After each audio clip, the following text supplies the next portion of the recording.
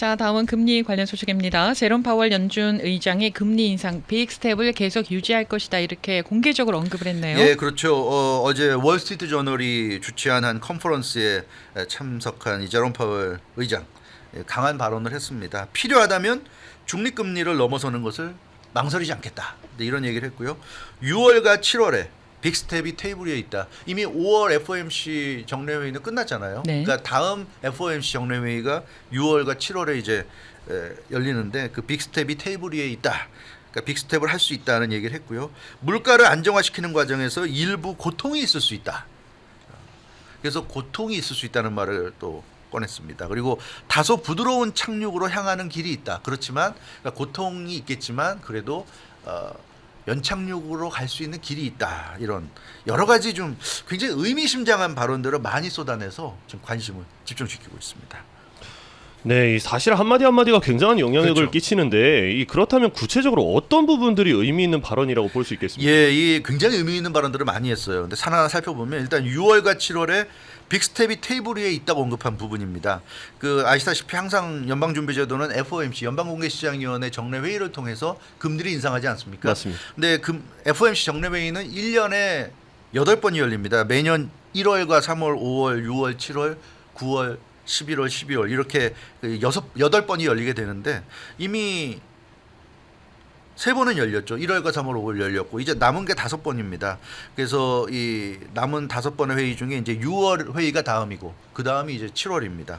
그래서 6월과 7월에 빅스텝이 테이블에 있다. 이 언급은 결국 6월 FOMC 또 7월 FOMC에도 빅스텝이 뭡니까? 0.5% 올리는 거잖아요. 맞습니다. 0.5% 올린다는 그런 의미를 담고 있는 것으로 보입니다. 이미 5월에 0.5% 인상했는데 거기서 그치지 않고 6월과 7월에도 계속 0.5%씩 올리겠다.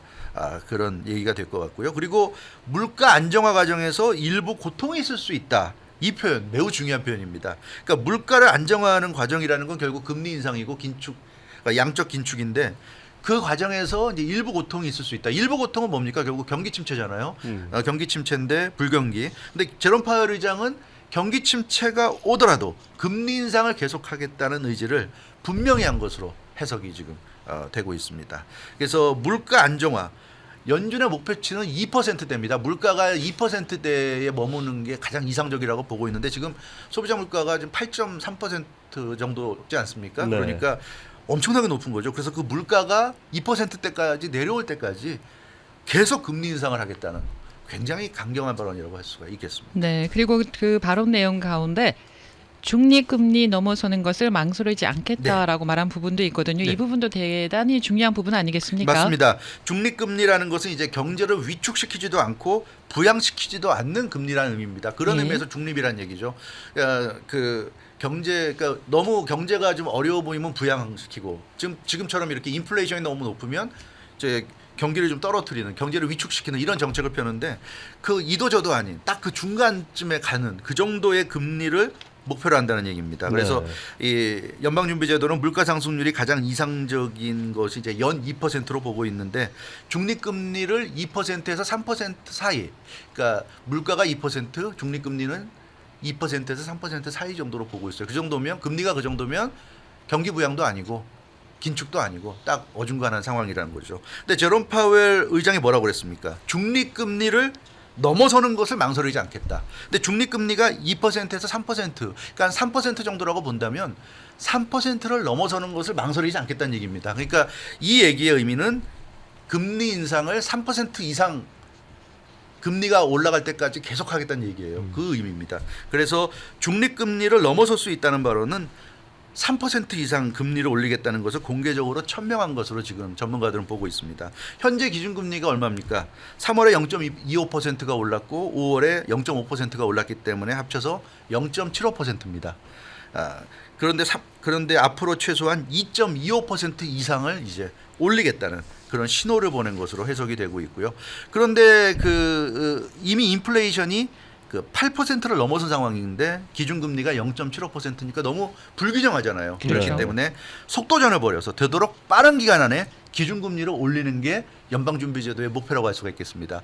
천천히 0.25%씩 아니면 뭐 0.5%씩 그렇게 가는 게 아니라 계속 빠르게 간다는 얘기입니다. 근데 올해 FOMC가 5번 남았다고 말씀드렸는데 5번 동안 매번 0.5%씩 인상한다 그러면 얼마입니까? 2.5%가 오르는 거죠. 그렇죠. 예, 그러니까 그렇게 되면 그 한 3% 정도, 3.25% 정도 이제 오르는 그런 상황이 되겠습니다. 그래서 그렇게 본다고 한다면 올해 남은 FOMC 5번 회의에서 계속 0.5%씩 올린다.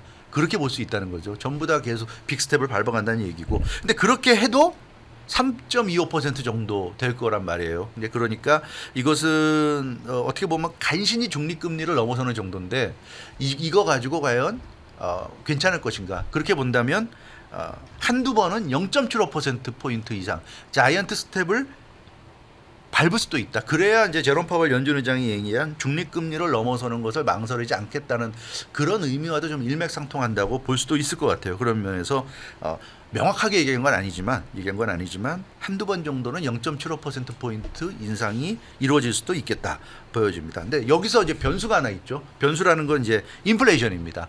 인플레이션이 지금 8.5 또 지난달에 8.3% 나왔는데 인플레이션도 계속 이제 움직이기 때문에 뭐 올라갈지 내려갈지 계속 유지될지 이게 이제 중요한 상황입니다. 제롬 파월 연준 의장이 계속 강조하는 게 뭡니까? 경제 상황을 보면서 금리 인상을 계속하겠다, 긴축을 계속하겠다 그런 얘기를 하고 있어요. 그러니까 금리 인상을 계속 올리지만 경제 상황, 즉 인플레이션이 얼마나 떨어지는지도 계속 체크하겠다는 얘기입니다. 그래서 만약에 물가 하락세가 빠르게 이루어진다고 한다면 금리 인상 속도를 조정할 수도 있는 거죠. 조정할 수도 있는데 지금 워낙 높기 때문에 예측하기로는 금리가 연준이 원하는 그 2%대까지 떨어지려면 상당한 기간이 필요할 것이고 따라서 아마 올해 12월까지는 계속 지속적인 금리 인상을 할 수밖에 없을 것이라는 예상이 나오고 있는 겁니다. 그런 면에서 보자면 당분간은 계속해서 빅스텝이 이루어질 것으로 보여지고 있는데요. 그러나 이제 우리가 기대하는 게 있다 그런다면 물가가 인플레이션이 좀 빨리 내려오는 거 그걸 이제 한 가지 기대해서